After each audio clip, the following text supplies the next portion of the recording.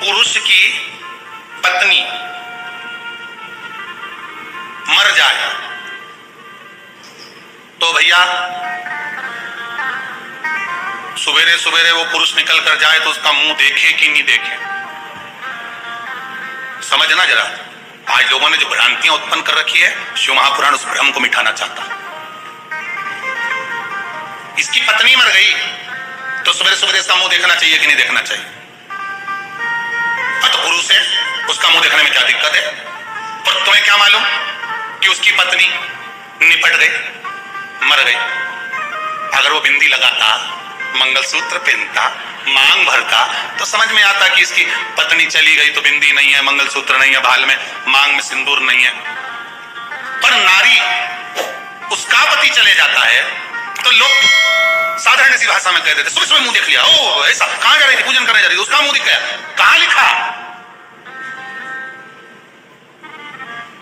जन्म परमात्मा ने दिया है, मृत्यु परमात्मा देते हैं। महाराज, किसका संबंध, किसका साथ, किसके साथ कितना है, ये वो लिखकर भेजता है।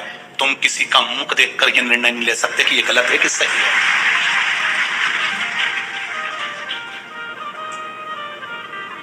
एक बेटी ने प्रश्न किया है, उसने लिखकर भेजा है, मेरा नाम मत बोलना, नहीं बोलूंगा।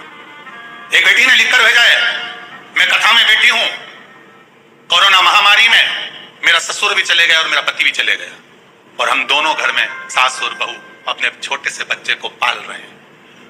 आज हमारे परिवार के लोग, हम निकल कर जाते हैं तो पूजन में कोई जाता है तो हमारा मुंह नहीं देखते। मेरा निवेदन केवल, उसका नाम नहीं लूंगा ना, उसको मैं खड़ा करूंगा। ऐसी एक बेटी नहीं, एक माता नहीं, ना जाने कितनी होंगी। अगर मुख देखने की लीला होती तो मेरे राम जी महाराज के पिताजी दशरथ जी शांत हुए थे तो मेरी तीन तीन माताओं का भी तो मुख था। कौशल्या मैया, कैकई मैया, सुमित्रा मैया, वो भी तो रहे। तो क्या अयोध्यापुर वासी मुख नहीं देखे या राघव जी मुख नहीं देखे? ये हमारी सोच है, हमारी बुद्धि, हमारी दृष्टता, हमारी दृष्टि। फिर मैं निवेदन करूंगा, पापी को पापी नजर आता है, कपटी को कपटी नजर आता है, बेईमान को बेईमान नजर आता है, धर्मात्मा को धर्मात्मा नजर आता है, पुण्यात्मा को पुण्यात्मा नजर आता है, सत्कर्मी को सत्कर्मी नजर आता है। जिसकी जैसी सोच रहती है सामने वाला व्यक्ति वैसा नजर आता है। अगर मान लो पति चले भी गया पर परमात्मा ने उसको जीवित रखा है, क्यों रखा है? कि जाने वाला तो चले गया, पर तू जितना दान करेगी, पुण्य करेगी, भजन करेगी, स्मरण करेगी। ऐसे पति नौकरी करता है और नौकरी करने पर चले जाता है तो पत्नी को आधी तनख्वाह आती है। उसी तरह पति के जाने के बाद पत्नी जितना दान करती है, पुण्य करती है, सत्कर्म करती है, उसका आधा हिस्सा पति के खाते में जाता है। और पत्नी के जाने के बाद पति जो दान करता है, पुण्य करता है, सत्कर्म करता है, पति का करा हुआ उस पत्नी के खाते में जाता है। आप सत्कर्म करने के लिए छोड़ा है, दान करने के लिए, भजन करने के लिए। करो एकादशी का व्रत, करो प्रदोष का व्रत, करो शिवरात्रि का व्रत, हर महीने आती है, करो भगवान का भजन, उसका पुण्य आधा उसके खाते में जाए। आप एक लोटा पानी शिव जी को चढ़ा रहे हो, आधा उसके खाते में जाए।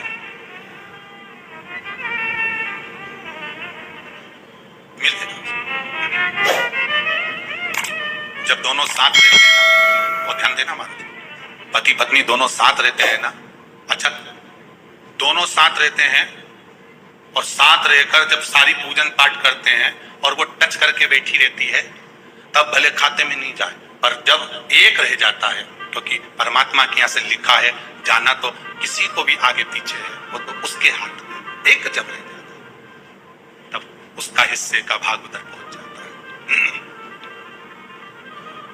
शिव कहो, भगवत भक्ति में डूबे रहो, किसी पर आक्षेप लगाना उत्तमता नहीं कि मुख नहीं देखा जाए। कहां लिखा है? कौन कर रहा है? मुख ना देखिए। शिव भक्ति में जो लीन हो, यहां तो शिव महापुराण की कथा कहती है, हर एक के भीतर शंकर समाया है, श्वास रूपी शिव सबके भीतर। ऐसा कोई है ही नहीं जिसके भीतर नहीं। क्यों भ्रम उत्पन्न करें?